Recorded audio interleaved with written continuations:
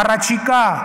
նոր սահմանադրության ընդունման համատեքստում մենք լրջորեն պետք է քննարկենք երթվյալ ատենակալների ինստիտուտի ներդրման հնարավորությունը։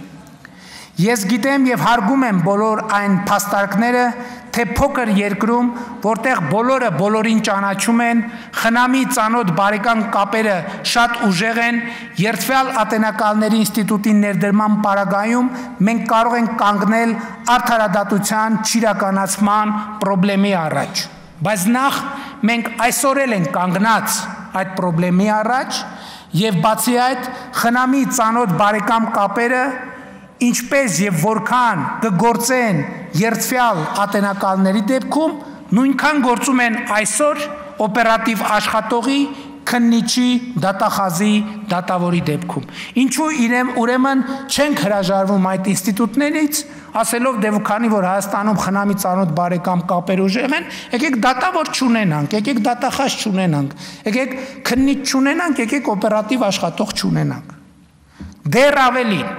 Արդարության եւ արդարադատության ոլորտում արկա խնդիրները եւ դրանց նկատմամբ մարդկանց վերաբերմունքը երբեմն այնպիսի տպավորություն են ստեղծում, թե ինչ որ այլ տեղերից այլ մարդիկ են եկել եւ մեր նկատմամբ անարդարություններ են գործում։ Այդպես չէ։ Այդ մարդիկ մեր մանկապարտեզի, դպրոցի, բուհի,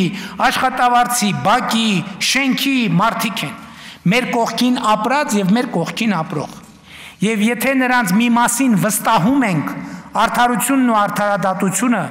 որպես օպեր աշխատողների, քննիչների, դատախազների եւ դատավորների,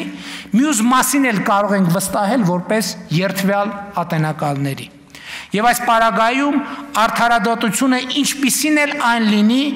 կտրված չի լինի ժողովրդից։ Ընդհակառակը, արդարադատությունը կլինի նույնքան կամ այնքան արդար, որքան արդար է ժողովուրդը։ Իսկ ժողովուրդը արդար է ավելի քան ցանկացած վարչապետ, ցանկացած նախարար, ցանկացած падգամավոր, ցանկացած դատավոր, ցանկացած դատախազ, ցանկացած քննիչ եւ ցանկացած ոստիկան։